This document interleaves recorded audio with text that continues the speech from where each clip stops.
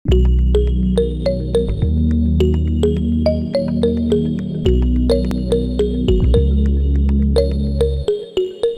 pagi anak-anak. Pagi, Bu. Ya, baik, terima kasih. Sebelum kita mulai pembelajaran hari ini, kita berdoa dulu. Berdoa mulai. Selesai. Ya, baik anak-anak. Nah, Ibu cek kehadiran dulu ya. Agustina sudah ada, Ramlan sudah ada. Oh ya, sepertinya semua sudah ada. Kita akan mulai pembelajaran hari ini dengan mata pelajaran akuntansi keuangan. Ya. Hari ini KD yang akan Ibu ajar yaitu KD 3.4 menganalisis kartu piutang dan 4.4 melakukan pencatatan di dalam kartu piutang. Sebelum kita memulai pembelajaran, Ibu ingin bertanya, apakah anak-anak sudah pernah melakukan transaksi piutang atau utang piutang dalam kehidupan sehari-hari? Ada, Ibu. Ada. Taufik, contohnya seperti apa? Contoh utang ya, Ibu. Contoh utang. Ya. Kalau contoh utang seperti kita pibon di kios, Ibu. Bon di kios. Kios. Ya, berarti di situ Taufik punya utang ya. Terus si Ya. kiosnya punya apa? Yang ini tuan Piutang, kiosnya Ibu. punya piutang ya. Baik, terima kasih. Hari ini kita akan belajar tentang piutang. Untuk itu, Ibu akan share materinya. Silakan kalian melihat materi yang akan Ibu share ya. Tujuan pembelajaran kita hari ini yang pertama adalah peserta didik dapat menjelaskan pengertian kartu piutang ya. Yang kedua, peserta didik dapat memahami tugas bagian kartu piutang. Dan yang ketiga, peserta didik dapat menganalisis dokumen transaksi kartu piutang. Dan yang keempat, peserta didik dapat menganalisis surat konfirmasi piutang.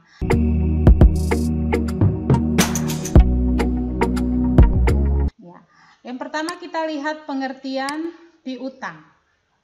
Ada yang tahu pengertian piutang? Saya, Ibu. Ya, silakan. Piutang adalah sejumlah pinjaman yang terjadi karena penjualan barang atau jasa secara kredit atau sejumlah pinjaman seseorang kepada orang lain yang dapat ditagih dalam jangka waktu tertentu. Ya, betul ya yang disampaikan oleh teman kalian.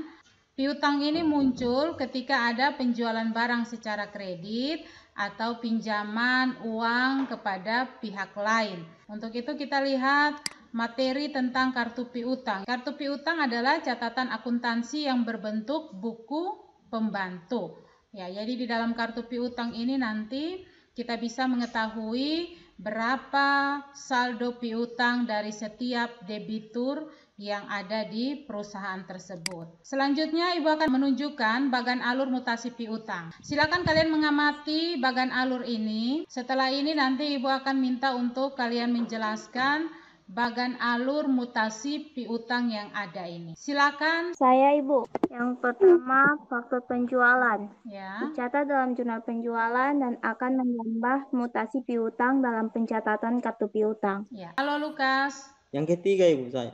Oke. Ya, yang ketiga, Yang Ibu. ketiga, silakan. Bukti kas masuk dicatat dalam jurnal penerimaan kas dan akan menambah mutasi piutang dalam pencatatan kartu piutang. Selanjutnya, bukti yang terakhir, bukti memorial. Bukti memorial dicatat dalam jurnal umum dan akan mengurangi mutasi piutang dalam pencatatan kartu piutang. Iya. Jadi hari ini kita akan belajar ini dokumen-dokumen yang akan mempengaruhi dalam pencatatan kartu piutang ya. Ada berapa dokumen tadi? 4, Ibu. 4. Ya, ada faktur. 4, Ibu. Ya, faktur penjualan, nota kredit, bukti kas masuk dan bukti memorial. Ada yang mau ditanyakan, Ibu kasih kesempatan. Menurut saya, bukti kas masuk dicatat dalam jurnal penerimaan kas dan akan mengurangi mutasi piutang dalam kartu piutang. Ya, dokumen transaksi bukti kas masuk akan dicatat dalam jurnal penerimaan kas dan akan akan mengurangi ya, bukan menambah. Ya, akan mengurangi. Ya, Ibu. Akan mengurangi kartu piutang ya di dalam mutasi piutang ya. Dengan demikian, dari bukti transaksi yang ada ini, maka faktur penjualan ini pengaruhnya akan menambah mutasi kartu piutang Sedangkan nota kredit, bukti kas masuk, dan bukti memorial ini akan mengurangi di dalam pencatatan kartu piutang ya. Yang berikut tugas bagian kartu piutang ya. Jadi bagian kartu piutang di sini tugasnya adalah mencatat mutasi piutang untuk setiap debitur. Ya, dari pencatatan mutasi piutang ini ada 3 hal yang akan dihasilkan. Yang pertama, surat pernyataan piutang. Yang kedua adalah daftar saldo piutang. Dan yang ketiga, daftar umur atau usia piutang. Ya, selanjutnya kita lihat bentuk-bentuk surat konfirmasi itu ada 3. Bentuk yang pertama, surat konfirmasi piutang akhir tahun. Surat konfirmasi yang kedua, surat konfirmasi satuan piutang. Sedangkan bentuk yang ketiga, surat konfirmasi faktur yang belum dibayar. Ini nanti di dalam surat ini hanya memuat jumlah piutang dari faktur yang belum dibayar. Oke, sekian penjelasan dari Ibu. Nah, setelah ini nanti kalian akan mengerjakan soal tersebut. Soalnya ada 5 nomor. Ibu kasih kesempatan waktu untuk mengerjakan soal itu 30 menit. Ya. Setelah itu nanti kita akan presentasi. Dari hasil presentasi kalian itu nanti Ibu akan ambil nilai di situ ya. Siapa yang aktif, siapa yang bisa menjelaskan dengan benar dan tepat, nanti Ibu akan ambil nilai di situ. Dan setelah itu nanti hasil kerja kalian, LKPD yang sudah kalian kerja itu nanti akan dikumpulkan di Ibu. Ya, dikumpul. Sekarang adalah waktu untuk mengerjakan soal 30 menit. Silakan. Sekarang saatnya untuk presentasi ya. Siapa yang mau mempresentasikan jawabannya? Saya, Ibu. Silakan Faradila. Dokumen mutasi kartu piutang adalah yang pertama, faktur penjualan.